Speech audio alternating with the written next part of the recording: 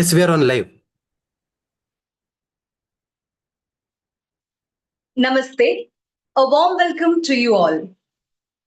Disha Bharat, along with Mythic Society, is proud to organize nationwide youth campaign My Bharat, along with which we are organizing lecture series for 7 days with 7 eminent personalities across the nationwide, which we are proud to organize. And today, along with us, we have Sri Sandeep Balakrishna sir, who is an author, columnist, and public intellectual. Welcome to you, sir. To tell more about Disha Bharat, Disha Bharat is a non-profit organization which was founded in the year 2005 along with the motive of to sow the seeds of values in the hearts of youth, whereby they conduct a lot of personality development programs across many institutions, especially the higher education institutions, where Disha Bharat aims to focus on academic learning with the core values that shape the character and inspire purposeful living. The initiative lies with a bold message of know yourself, know your country, and know your culture. The major flagship initiative that keeps us connected to the nation and to keep the vision alive is My Bharat, which is across the nationwide celebrating the legacy of our rich cultural heritage and the spirit of our sacred motherland. Bharat has given a lot of contributions to the world, and to keep this patriotism alive, we are organizing this event. Now it's the sixth edition of the campaign, which has reached across the nation, and we are having many more other editions with the walkathon, intercollegiate competitions, and lecture series displaying the spirit of patriotism. I, Rachel Fernandez, a volunteer of Disha Bharat and host for today, welcome you all for this event. And to introduce Sri Sandeep Balakrishna sir to you all, I would now introduce sir to the audience. Sri Sandeep Balakrishna sir is a veteran writer, author, editor, speaker, columnist, and independent researcher for about 20 years, writing on Indian history, culture, literature, and temples. During the course of this period, he has authored over 1,500 articles, essays, critiques, academic papers, and delivered lectures, articles on numerous topics.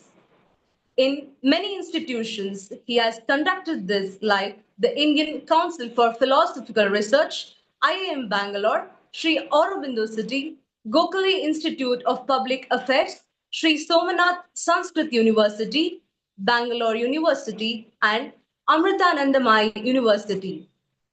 He writes both in English and Kannada.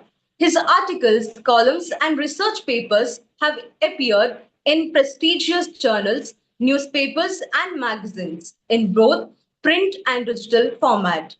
His works on Indian culture and history has been cited in BBC, CNN, and Times of India. Before embracing cultural and civilization work, Sri Sandeep Balakrishna sir has successful career as an IT professional for about 2 decades, working at companies like Honeywell and Cisco. Sri Sandeep Balakrishna sir is the author of following best-selling books on fiction and non-fiction. In the non-fiction area, Tipu Sultan, the Tyrant of Mysore, which has been widely referenced and quoted in the mainstream publications and television programs. The Madurai Sultanate, a concise history. 70 years of secularism, essays on unofficial political region of India, invaders and enfields in 5 volumes. Two have already been published. 10 lessons from Hindu history in 10 episodes, the tales of grit and valor, the stories from inscriptions, profound real life tales from Hindu cultural history, reclaiming Bharatavarsha. In the fiction areas, A Day in the Life of Chapati and Dutavakya in Kannada. He has also translated books and articles written by well-known scholars and writers from Kannada to English. Avarna, The Veil, the path-breaking Kannada novel by Padma Shri Dr. S.L. Bhairappa, and Orphan, a highly acclaimed Kannada classic title, Tabbaliyo Ninnade Magane by Padma Shri Dr. S.L. Bhairappa. He is also the founder and chief editor of Dharma Dispatch. Indeed, we are proud to have you along with us, sir. On behalf of Disha Bharat, we welcome you to this platform. And I request all the audience during the talk session to post their questions in the YouTube and we will take it. And now I kindly request Shri Sandeep Balakrishna, sir, to take over the session. Namaste. Thank you so much for the generous and rather detailed introduction. And I have been frequently appearing on Disha Bharat, so thanks once again for inviting me this year as well. So the topic that I have received for today is, how do I put it? It's rather interesting to say the least. From revolt to republic, the legacy of sacrifice in India's freedom and beyond. That's a mouthful. But basically, I was asked to speak about India's past glory and how we kind of, fought throughout the ages to maintain, to maintain our identity, our culture, and civilization and values all the way, spreading over for an entire millennia almost. So, in that context, I mean, that's a lot of ground to cover, but we'll see how this goes along. So, what we can do is to divide this topic into two or three broad categories, and then we'll examine each category one after the other in sequence. So, in the first category, it dates back. We'll talk about Bharatavarsha when it was not yet known as India. That is from the Vedic period all the way up to the invasion of Alexander. So, at this distance in time, the Hindu civilization is the only non-Abrahamic civilization in the whole world that has an unbroken cultural continuity. And I think most of you in the audience are familiar with this. No other ancient civilization that began almost at the same time as India, be it Egypt or Rome or Greece or even the Mesopotamian civilization right next door in the in the confluence of Iraq and Iran, what is today known as Iran and Iraq. All of those civilizations have completely vanished, and they vanished long back. But we are the only one who are still maintaining that civilizational continuity in pretty much the same fashion, especially in our cultural and religious practices. So when you travel back in time, all the way up to the Vedic period, we see two major features. The first, that the Vedic period, India in the Vedic period, Bharatavarsha in the Vedic period, was a full-fledged civilization which had a monarchical system. We had kings who used to rule large parts of what is today known as northern India, and they were slowly spreading their culture and civilization deeper. For example, this is best illustrated by something called the Dasharaja Yuddha, the Battle of the 10 Kings. Plus, as a civilization and also as a spiritual culture, we notice that this Vedic Bharatavarsha actually had a thriving maritime culture, or the culture of sea and ocean travel. And we have several instances of finding Indian Hindu relics all the way this side in Japan, Russia, and all the way down near the Fiji Islands bordering Australia. And in the Middle East as well, our culture, Vedic maritime civilization, and several cultural artifacts have been found ever since the discipline of archaeology started. So from that period all the way till the modern times, India has always had a global footprint. Uh, now, and the kings, see, if a civilization has to be built and sustained and a culture has to grow, there has to be a very strong element of defense, political defense as well as offense, plus extended periods of social stability. Only these two things will give rise to economic prosperity, and through that, your culture, your art, your dance, your music, everything will spread outwards, and they will be looked upon as a role model, just like how uh, after the Second World War, America has that position today. That it used to be looked upon still. Even today, it is more or less looked upon as a land of opportunity, as a role model for other countries in the world. So this was the place that India occupied almost from the Vedic period till the 17th century, or at least 16th century. Now, from the Vedic period, when we come down to the next period, we come to the age of the Mauryan Empire, which, as all of you know, was founded by the spiritual inspiration as well as the genius of a man named Chanakya, Vishnugupta, or Kautilya. So by the time of Kautilya, both Jaina Dharma and Bauddha Dharma had taken very deep roots, and they were essentially offshoots of the Vedantic or the Vaidika tradition. So by Kautilya's time, Bauddha Dharma it had occupied a very, very prominent place in Bharatavarsha and even beyond Bharatavarsha. But that apart, by his time, the major parts of northwestern India and including northern India, all the entire region, including Delhi and beyond, countries which are today known as countries like Afghanistan, parts of Iran, Burma, Thailand on the eastern side, as well as what is today known as Pakistan. So this whole region, northwestern India, was divided, and even eastern India, Bihar or Magadha, as it was called then, that was the largest empire in those times.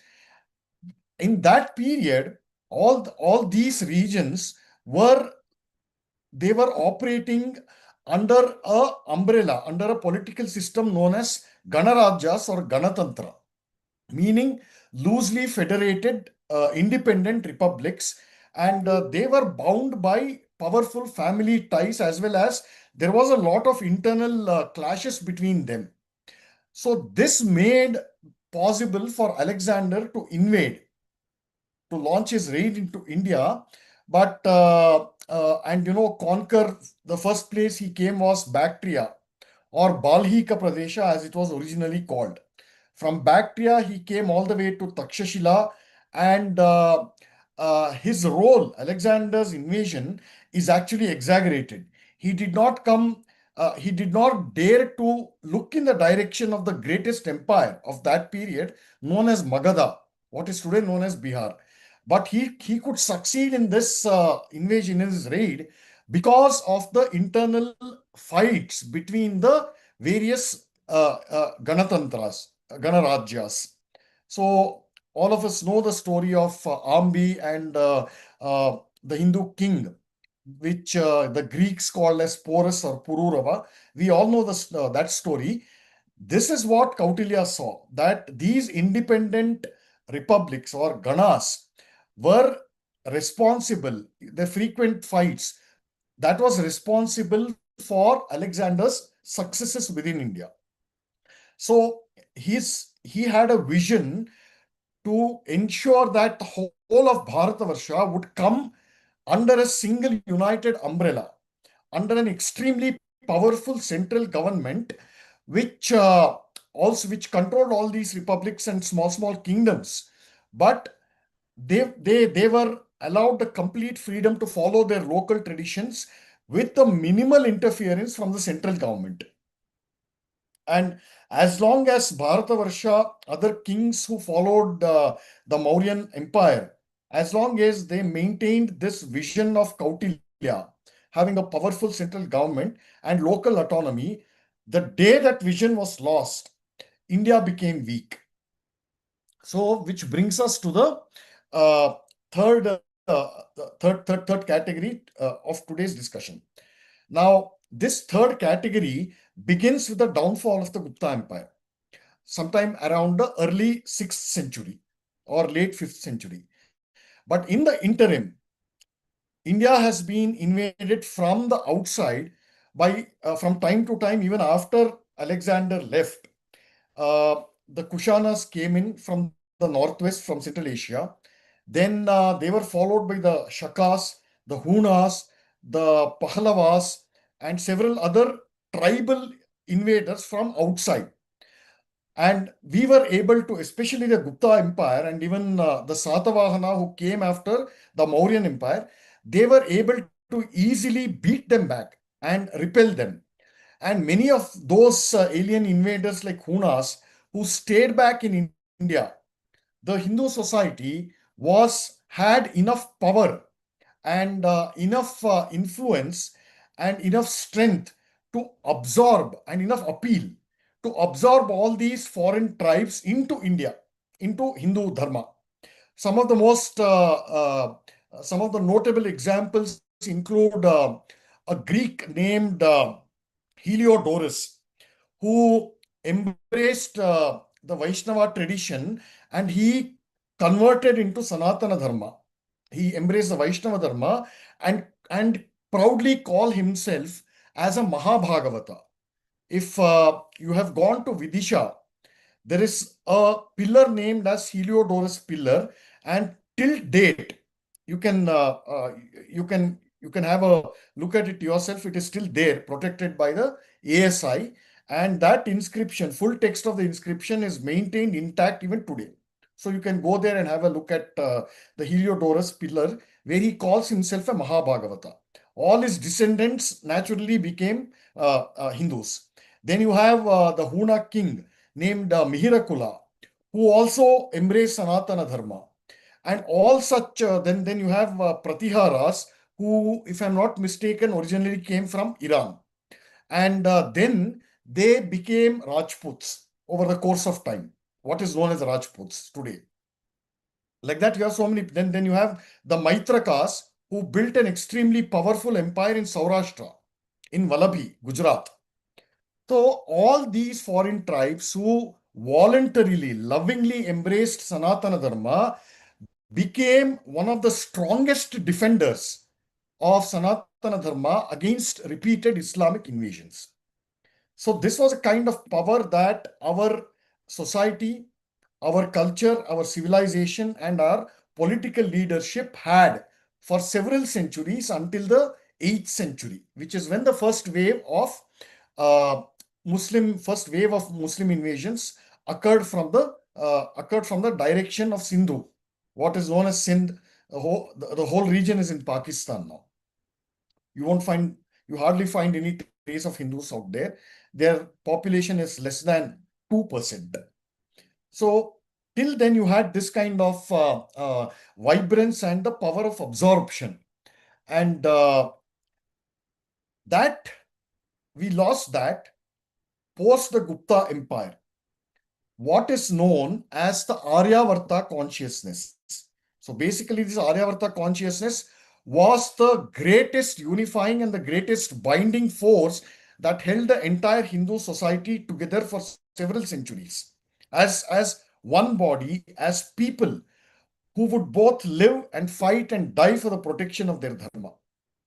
All that changed the moment we lost this vision and this cultural sense of the Aryavarta consciousness. But after the maiden invasion, after the first invasion of the Sindh region by Muhammad bin Qasim, there was a gap. See, a lot of people call this as the Arab invasion of Sindh. I'm sorry, but that was not an invasion, it was just a raid. And Qasim did not stay in India. He did not build any empire in India or even in Sindh.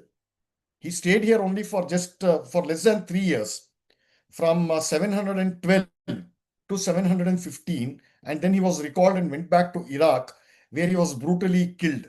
He was skinned alive and, yeah, met a very horrible, painful death. So even when he was within India, he could maintain a very delicate hold over just a few towns in Sindh. And even after he departed, India was free from alien invasions for 320 years. So Qasim departed in 715, and the next wave of the of Muslim invasion came not from Sindh, but it came from Ghazni, which is in Afghanistan. And it began exactly on the year 1000 CE, or Common Era. So there's a gap of 320 years. What does it show us?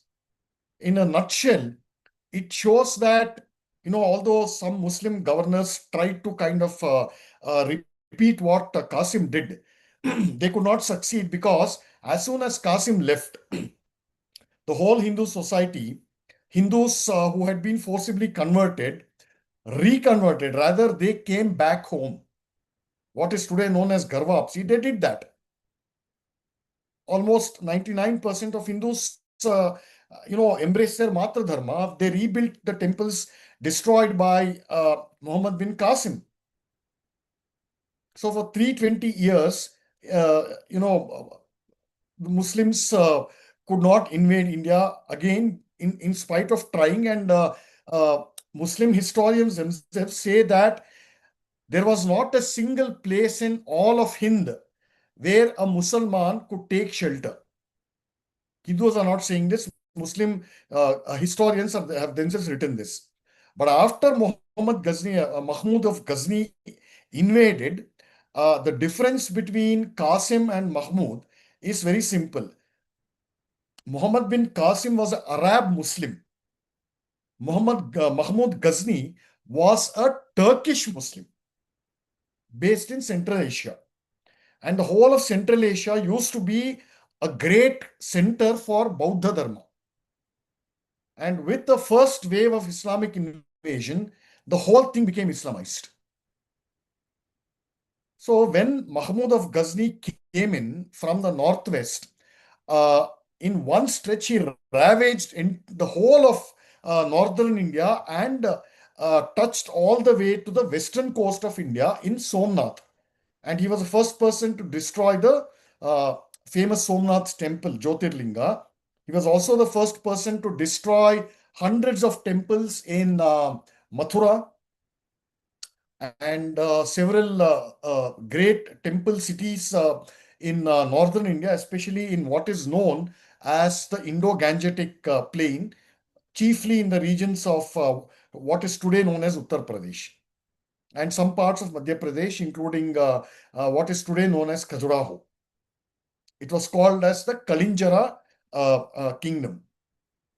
And after that, even after Mahmud of Ghazni left, he repeatedly invaded India for 17 non-continuous times. Almost every year there was a raid from Mahmud of Ghazni, but even he did not, despite the successes that he achieved, even he was unable to establish a Muslim empire out here. He did not stay here permanently. And even after he left, for more than 100 years, no other Islamic invader came from outside. They found it hard, because the Hindu kings in northern India repeatedly regrouped, and they found different ways to, they were always on their guard. And this process of Garvapsi was still ongoing back then. After more than 100 years, the next Islamic invader who came from a place called Helmand, which is again in Afghanistan, his name is Muhammad Ghori, Muhammad Shiabuddin Ghori.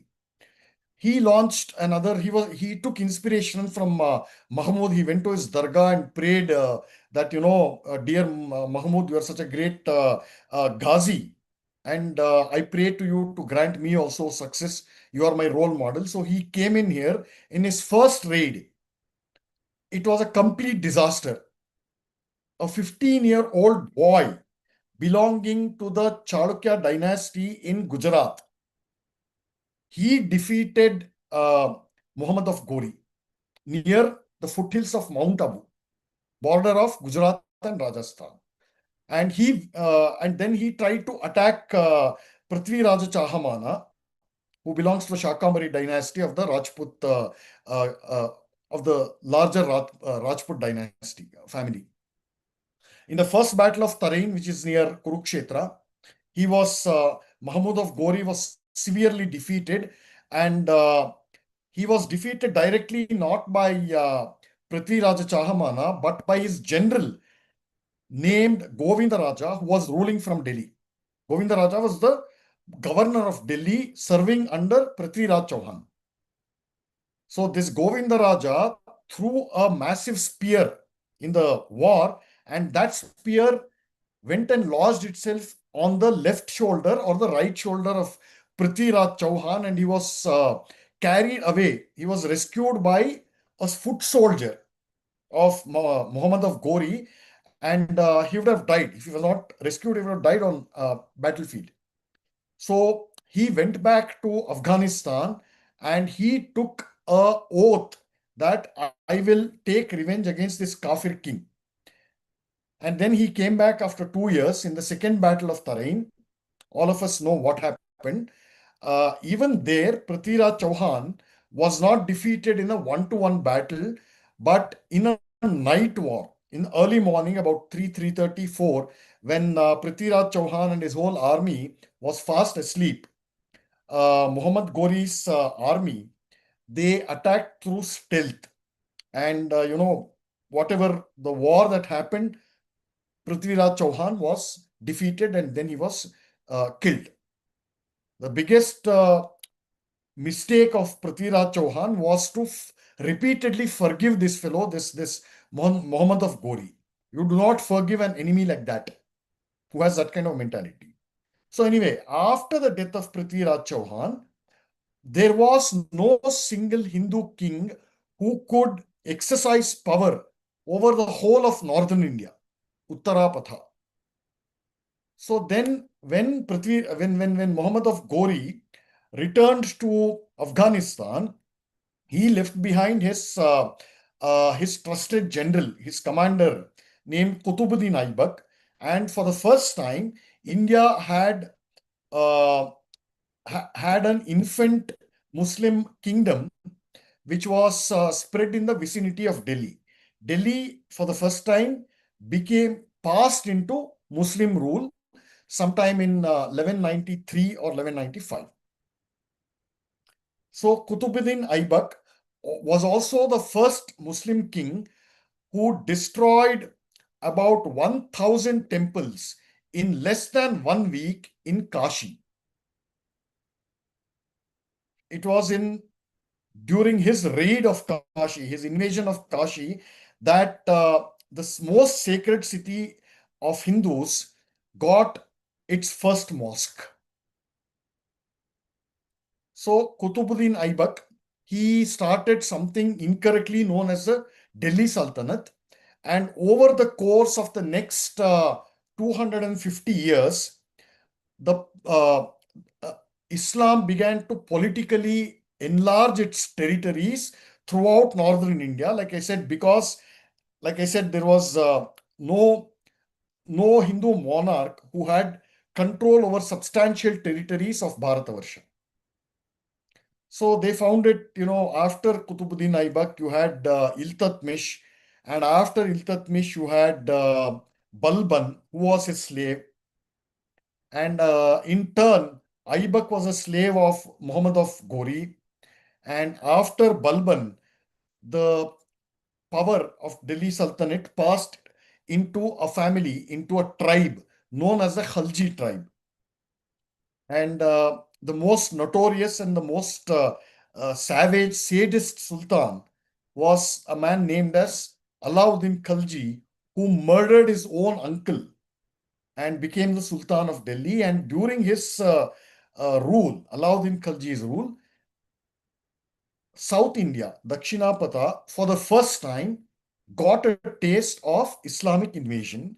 And for Khalji, Alauddin Khalji was followed by Muhammad bin Tughlaq, who again launched another raid against South India. That is when all the major powers in Dakshinapatha were completely decimated. The Pandyas in Tamil Nadu, Kakatiya in Vorugallu, what is known as Varangal, then Hoysala in Karnataka, and the Sevunas or Yadavas in Maharashtra, Devagiri was its capital. So South India was in utter chaos for more than 70 years until the emergence of this great Hindu power, which was dedicated to safeguarding Hindu Dharma in South India, the Vijayanagara Empire. So for the next 250 years, South India was free from the threat of Islamic invasions from northern India. So, if that is on one side, until the fall of the Vijayanagara Empire, it was destroyed in 1556, which is, 1565. By this time, the Mughals had already become powerful. They had already gained prominence in Delhi. Babur was followed by Akbar. Humayun doesn't, he doesn't have a big role. But Akbar had already occupied the throne of Delhi.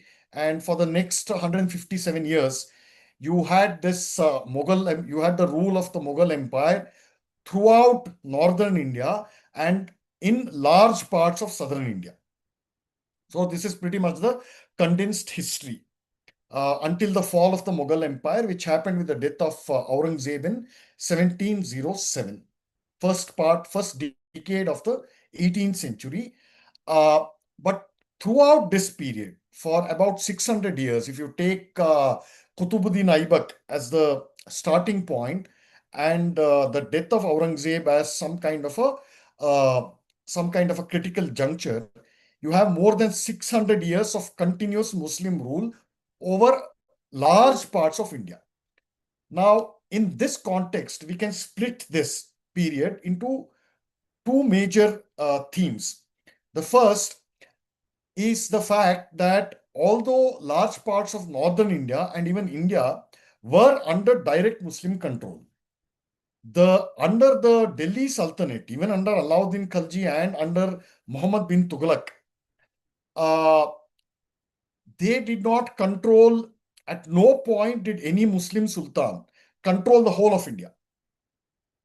So the glory of their rule, the might of their power, all that has been grossly exaggerated by by the colonial books, colonial historians, British historians, and then by the Marxist distortionists. So at no point was the whole of India under a single Muslim sultan. This you must keep in mind at all times. And among all Mughal emperors, only Aurangzeb controlled the maximum amount of territory throughout Bharatavarsha, and that control was very, very fragile.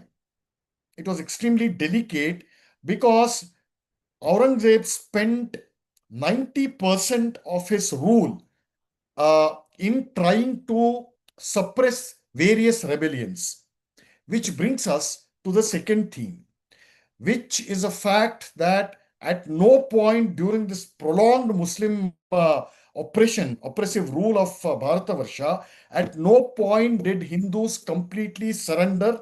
At no point did they completely accept Muslim rule as a legitimate rule of their sacred ancestral land.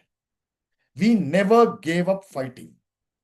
Even if a small window of opportunity presented itself, a small opening presented itself, and Hindus would eagerly grab it and reclaim their land. The classic example is a great man named Hemachandra Vikramaditya, popularly and incorrectly known as Hemu. His story is truly extraordinary. He started his life as as a shopkeeper at a fruit shop in Delhi under, I think, Ibrahim Lodi, I think under Ibrahim Lodi. But as soon as he died, Hemachandra Vikramaditya reclaimed the whole of Delhi and ruled over large parts of northern India after a gap of 250 years of rule by the Delhi Sultanate. How do our textbooks picture him as?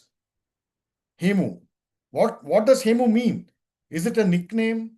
Is it the name of a flower? Is it the name of a tree? Is it the name of a sweet? Is it the name of a dress? What is it? So unfortunately, during the time of Akbar, uh, he was unfortunately killed in an accident on the battlefield. Otherwise, the tables could have been turned in a very big way. So anyway, like that, Hindus exploited every opportunity for reclaiming what was rightfully theirs. And with the downfall of the Mughal Empire, we have the emergence, even during Aurangzeb's rule itself, the first great Hindu political renaissance happened throughout India in the form of a great, indomitable, fearless Hindu king known as Shivaji, who was later deservedly elevated as Chhatrapati Shivaji Maharaj, and he wrote an entirely new era. So there is a gap of, let's say, nearly 150 years from the downfall of the Vijayanagara Empire and the rise of Chhatrapati Shivaji Maharaj, 1565 to say 1656, or round about that period. Chhatrapati Shivaji was coronated as the monarch sometime in 1670, if my memory is not wrong. So, like I said, this great pan-Indian renaissance, and Shivaji Maharaj was followed by an even more powerful Maratha Empire. If you look at that period, look at the kind of expansion that the Maratha Empire did. For the first time, the Maratha Empire seized Delhi and made the descendants of the Mughal kings subservient to them. And on the other side, they captured Odisha, Bengal, the whole of Bengal, and they almost touched the borders of Afghanistan. The Maratha Empire, one of the greatest empires ever built. They lost it due to various reasons, but it comes back to the same point. At every opportunity, Hindus did not hesitate to regroup, to recoup, to reorganize, and to reclaim what belonged to them. And in the 19th century, another great empire arose in northwestern India, the great Sikh Empire, founded by Maharaja Ranjit Singh. He was blind in one eye.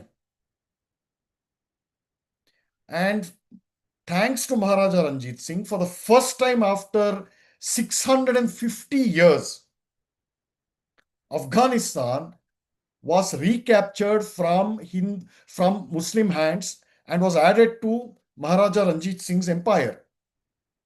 Not only that, what Ranjit Singh did was to convert all the mosques in Afghanistan and large parts of Pakistan into gurudwaras. This is recorded by most Muslim chroniclers as well as European travelers who visited India in that period. So you see the clear demarcation of this great act of reclamation and resistance that occurred in almost an 800-year period, almost 1 millennium.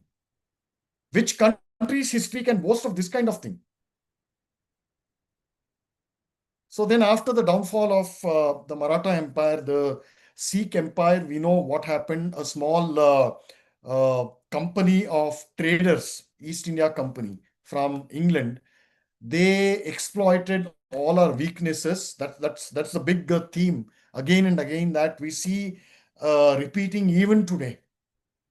The classic disunity among Hindus, which won several battles but lost the ultimate war. So this is a curse on our Hindu society. And the last great battle of war of resistance and reclamation, as you all know, was a first war of Indian independence fought in 1857 and incorrectly called the Sepoy Mutiny. And that war was the last war that was fully grown, that was fully homegrown. It was not inspired by any ideas or any thoughts or any ideology that was imported from outside. It was a sheer genius. All the ideas, methods, techniques, everything related to 1857 War of Independence came from the soil of Bharatavarsha. And one such tactic was something called the chapati tactic.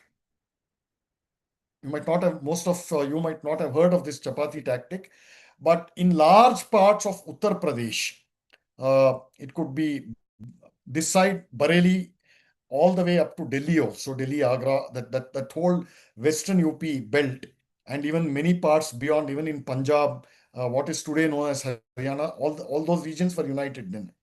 So this chapati project simply meant this: all the participants, meaning all the citizens who were fighting in the 1857 war, ordinary citizens, uh, they wrote code words in chapati hittu, in the chapati dough. So you make the chapati dough, you can preserve it for a long time. So secret coded messages were written on the chapati dough, and then they were packed, and messengers and runners would take these boxes of chapati, these bags of chapati dough, and they could move freely, because if they were intercepted by East India Company soldiers, they would be they would see only chapati dough and nothing, but they had it was coded messages were written, and they would be transported from one place to another, that when is the next attack planned, where will it be planned, who all will execute it, what is the kind of support, what is the kind of all kinds of support that was needed. All these messages were coded on the chapati dough. And the British lost a lot of ground, all thanks to this chapati spice system, is what I'll call it. And when they realized it, they started, keeping a tight watch on almost on every house, every home that made chapatis. So, look at the kind of creativity. Maybe if somebody takes this kind of thing as a project and does some research, it will be a very valuable work. So, and after the British had to crush the first war of Indian independence in an extremely brutal way. Some of the horror stories are just unbelievable. They're spine chilling. They make your, it is so tragic that it is enough to melt a mountain. That bad. It was that bad. But anyway, so what the British realized after that was the fact that, you know, we came so close to losing a large empire like India, which is when the East India Company was dismissed from India and the rule of India passed directly to the British government with its headquarters in London. And it came under the King and Queen of England in 1858. And the ferocity of resistance, of the rebellion, of the kind of valor that our people had shown in 1857, it literally shook the British Empire from its foundation. So they thought that we cannot afford to have a repeat of this kind of resistance again. So what they did was that they created an organization called the Indian National Congress, which was meant to act as a cushion, to act as a shock absorber uh, against all feelings of resistance, against all aspirations for Indian freedom. So this was the reason behind creating the Indian National Congress. It was created, as all of you know, by a Irishman named Alan Octavian Hume, or A.O. Hume. And in a couple of years later, the leadership of Indian National Congress passed into the hands of Indians. It was led by a very great scholar and patriot named Surendranath Banerjee, who hailed from Calcutta. So that he transformed the Indian National Congress from an organization that wrote letters to the British government to a truly patriotic and nationalist organization. So under him, he was also joined by uh, like-minded people from various parts of India. Like the greatest name in that league was Bal Gangadhar Tilak from Maharashtra, and other places. So that was really the golden period of the Indian National Congress, where it was truly Indian and national and patriotic. And once the leadership of the INC passed into the hands of Gandhi, it became a completely pacifist organization, because Gandhi truly believed that the British rule was a blessing for India. He thought that the British were misled, and that if we appeased them enough, they would apologize to India, and they would give us freedom and leave. Gandhi really believed this. And the history of the Indian National Congress under Gandhi's leadership until the partition of India is the darkest period in the whole of the Indian freedom struggle. I'll say this on any platform. I have nothing to lose or gain from uttering the truth. But during the same period, that is the struggle for the freedom movement, there were several forces and currents. A lot of patriotic activity was happening throughout India, and non-Indian National Congress freedom struggle is a better way to put it. So you had great revolutionaries like Sardar Bhagat Singh, Chandrasekhar Azad, Ram Prasad Bismil. You had Subhash Chandra Bose, of course, Swatantra Veer Savarkar, and Chandrasekhar Azad, Bhaga Jatin. You're all familiar with the list, Chapekar brothers. And it also gave birth to extremely patriotic and see, when you say freedom struggle, it is not restricted to mere political freedom struggle, doing bunds and hartals and other things. It extends to all areas of our national life: education, cultural renaissance, civilizational recovery, history, scholarship, archaeology, poetry, literature, drama, painting, for example. There's a great school called what is known as a Bengali nationalist school, led by the great Abanindranath Thakur from Bengal, and his disciple and contemporary Asit Kumar Haldar. So even calendar artists in Chennai, in Madras presidency, they made it a point to design pictures for their annual calendars based on nationalist themes, based on the uh, Puranic themes, based on various wars fought, for example, by Durga, by Bhagavan Shiva, by Krishna, who who defeated and killed Narakasura. These were the themes. Every year, uh, the themes changed, but they were all the cover art for calendar. They were all based on these themes. So it brought out the best of patriotism, best of culture, best of resistance from Indians of all walks of life. So it is not, when you say freedom struggle, it's not just bombs and guns and this so-called non-violence and the thing. So it was all encompassing.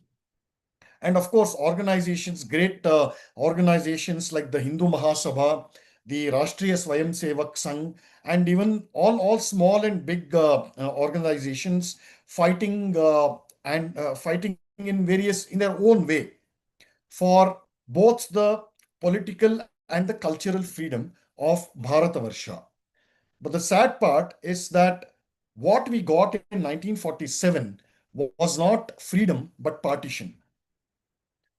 How can you call this as freedom when your undivided landmass, sacred geography is split into two on, on a surrender, a craven, a cowardly surrender to a demand by a minority which felt threatened, so threatened that it wanted a separate nation for itself based on its own religion. How do you call this freedom? Think about it. And after 1947, in truncated Bharatavarsha or partition India, a new class of brown sahibs belonging to the Congress party replaced the British rule. So this is, and from independence, from partition to emergency, we had to we had to launch large parts of patriotic Indians. They had to launch a second freedom struggle against these brown sahibs who thought that they were the inheritors not of our culture but inheritors of our oppressors, the British. So, yes, it's a long way to go. I still refuse to believe that the Indian civilization has still got freedom. We are still unfree. And yeah, because true freedom is a freedom to own your culture. Owning your culture means owning your society. Owning your society means owning your own identity. The greatest loss that our own people, our own brown sahibs have inflicted against us in 1947 was the erosion and the erasure of our own civilizational and cultural identity. And on that note, uh, I will conclude today's session. And I once again express my thanks to Disha Bharat and its entire team. And if you have any questions, I'll be glad to take them. Namaste. Thank you, sir, for the wonderful session. It was really great to hear to you on the topic from Revolt to Republic, the legacy of sacrifice in India's freedom and beyond. Bharat indeed is glorious in its past, and we are proud to be the citizens of the nation Bharat. From the audience, we are having few questions, sir. The first question which I would like to ask to you, sir, is Bharat has a long history of invasions and exploitations. What are the few solid ways that history can be used to instill a sense of belongingness in the youth of the country? This is a very open-ended question. What are the ways to, what is that? What was the question? What are the ways to? What are the few ways that the history can be used to instill the belongingness in youth regarding our country? Yeah, you have to begin by understanding your true history first before doing anything else. Yes, sir. Thank you, sir. The next question is how do you make current youth responsible to build the nation Bharat? Yeah, like I said, it all comes down to the same thing. You have to understand what your cultural roots. And Will Durant once said that most people spend all their time in the last by worrying about the last 24 hours than the last 6,000 years. So get into your past, understand what your real roots are. Don't believe in all kinds of sensational, YouTube clips, claiming to teach history and all these bombastic speeches. This is all generational work. You have to first have clarity for yourself.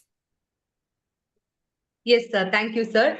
The third question is how can we instill an interest about study of Indian history in today's generation? You have to make it appealing, and you have to dedicate at least some part of your day in studying history. Yes, sir. Thank you, sir. Hmm. As a researcher of Indian history, what are the few authentic sources you always rely on to study the past? Are there any digital platforms that people can use to study as well? Well, for as a starting point, I will recommend two books. History and Culture of the Indian People, published by Bharatiya Vidya Bhavan, and The Cultural of History of India, published by Ramakrishna Mission. These two will give you a very good, put a very firm foundation. And then once you read them and internalize them, they will only show you the way. Thank you, sir. And the last question of the day: what is your message for the current youth population of our country? Switch off your mobile phones, go to a library. If you can afford it, buy those books, sit and read, sit and study for at least 3 hours a day. That's my only message. Okay, sir. Thank you, sir, for the wonderful answers. We are indeed glad to have along with us, sir. On behalf Thank of you. Disha Bharat, I thank Shri Sandeep Balakrishna, sir, for joining along with us today. Indeed, Disha Bharat, an organization which is working with the motive to instill know yourself, know your country, and know your culture. And today we have successfully completed the first day of online lecture series, and 6 more days to go for this event. And tomorrow we have another eminent individual, Professor K.J. Suresh, who is the director of Indian Habitat Center, New Delhi, and also served as former Vice Chancellor of Makanlal Chaturvedi University of Journalism in Madhya Pradesh. I request all the members and all the audience to join along with us tomorrow. Indeed, it was a great evening with a lot of knowledge instilling on the topic from revolt to republic, the legacy of sacrifice in India's freedom and beyond. And we have got a lot of knowledge on India's past, and we have got insights on how to move forward, taking this nation with the idea of giving greatest contribution to the world and progressiveness for nation building. I thank each one of you on behalf of Disha Bharat for joining with sixth edition of My Bharat. And on this online lecture series, I thank each one of you for being with us today. Namaste. Have a great evening. I hope that you will join tomorrow. Thank you.